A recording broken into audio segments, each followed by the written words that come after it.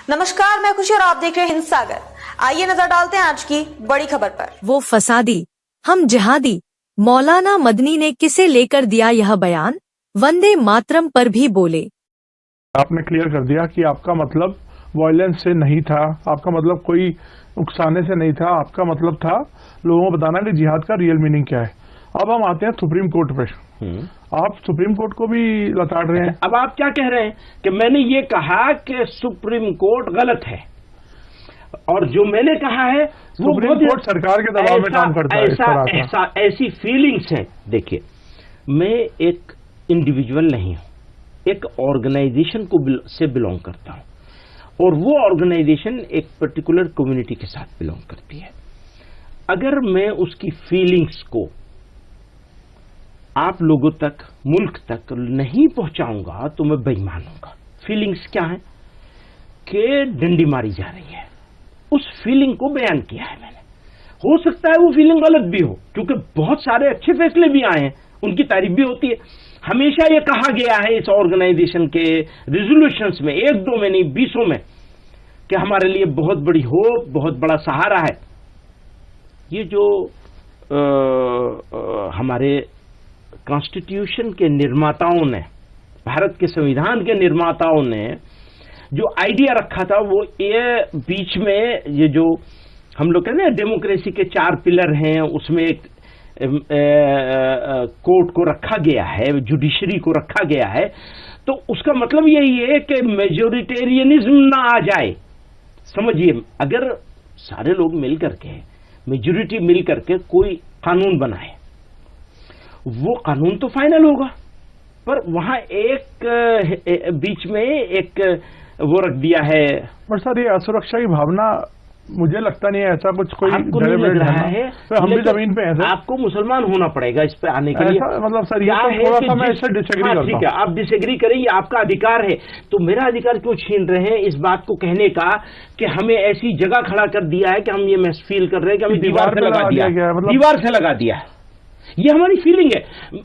एक बात नवीन जी, क्योंकि मैं आपके साथ एक रिश्ता है, तो ये मैं रिस्पेक्ट करता हूं इस डिसएग्रीमेंट का जो आपको है, लेकिन प्लीज मेरा जो एक फीलिंग है। मेरे इंटरव्यू में, आपने पिछले इंटरव्यू में जब आरएसएस ने रीच आउट किया था, मोहन भागवत ने बोला था कि हमें मिलके चलना है, उसको आपने वेलकम किया था। और आप डी रेडिकलाइजेशन, आपने रेडिकलाइजेशन के खिलाफ पूरी जंग लड़ी है। और अब आप कह रहे हैं कि मतलब दीवार पे लगा दिया गया है। थोड़ा सा मुझे ठीक है, कॉन्ट्रडिक्शन लगता है। ठीक है, आपकी वो बात सही हो सकती है। मुशर्रफ को एक आदमी ने जवाब दिया था कि इस देश की इस मुसलमान के साथ सिविल सोसाइटी खड़ी है। क्या वो बदल गया? हाँ, इसलिए आज की तारीख में अगर मुझे कहना पड़े तो मेरी हिम्मत नहीं है कहने की वो जुमले, मेरी हिम्मत नहीं है।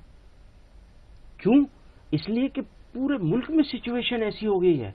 हमारे पास सर, ये तो अलार्म रेज करने वाली बात है। हाँ, यही तो मैं चाहता हूं कि अलार्म रेज हो, और आप भी इसके बारे में चिंता करें कि इस सिचुएशन, अगर ये सिचुएशन नहीं है तो हमें अंडरस्टैंड करना चाहिए, और अगर है तो आपको अंडरस्टैंड करना चाहिए। ये अंडरस्टैंडिंग को स्टार्ट करना है। सर, आप इतनी बड़ी ऑर्गेनाइजेशन लीड कर रहे हैं, आपका हर बयान स्क्रूटिनाइज होता है। हाँ, हर बयान पर एनालिसिस होता है, और आपके इतने हजारों लाखों फॉलोअर्स हैं। तो सर, आपको लगता नहीं कि ये इतने अलार्मिस्ट बात करना एक गलत मैसेज देगा और हमारे देश की यूनिटी को?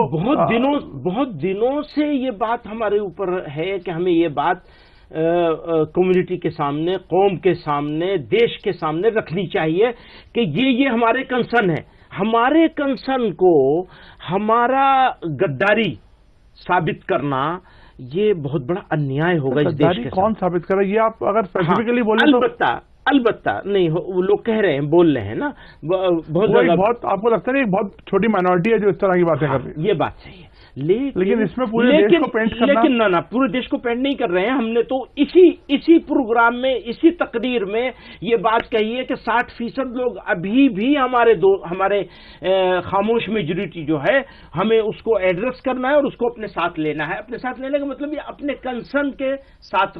मौलाना महमूद मदनी ने एक साक्षात्कार में जिहाद के असली अर्थ स्पष्ट करने का दावा किया है। उन्होंने कहा, इस शब्द के वास्तविक अर्थ को लेकर कुछ भ्रम पैदा किया गया है। जिहाद के कई अर्थ हैं। सबसे बड़ा जिहाद अपने लक्ष्य के बारे में स्पष्ट दृष्टिकोण रखना और खुद का व्यक्तित्व बेहतर बनाने की दिशा में काम करना है। जमीयत उलमाए हिंद के अध्यक्ष मौलाना मदनी ने समाचार एजेंसी ANI के साथ एक साक्षात्कार में कई विषयों पर विस्तार से बातें की। उन्होंने कहा, अगर अन्याय हो रहा है तो उसके खिलाफ आवाज उठाना भी जिहाद है। वंदे मातरम को लेकर अपनी टिप्पणियों के बारे में एक सवाल पर उन्होंने कहा कि अभी जबरदस्ती करवाई जा रही है। जगह जगह कहा जा रहा है कि इसे बोले ही बोले। ये तो आइडिया ऑफ इंडिया नहीं है।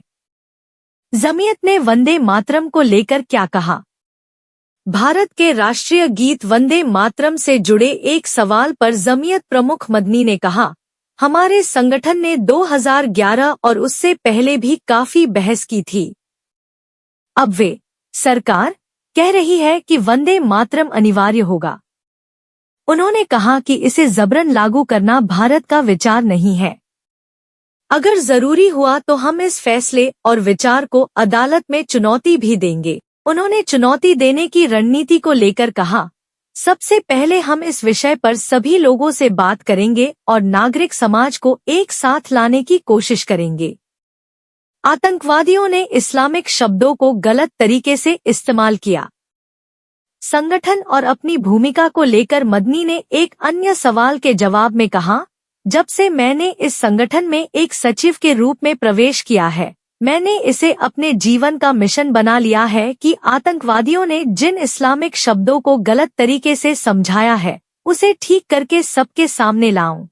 उन्होंने कहा, हम जिहाद का मतलब आतंकवादियों से लड़ना समझते हैं।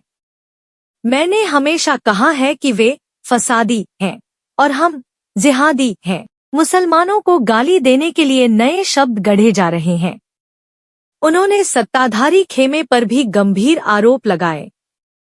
मदनी ने कहा, चाहे केंद्र हो या राज्य सरकार के मंत्रालय, सबने फैसला किया है कि अगर मुसलमानों से जुड़ी कोई भी नकारात्मक बात सामने आती है तो उसे जिहाद कहा जाएगा।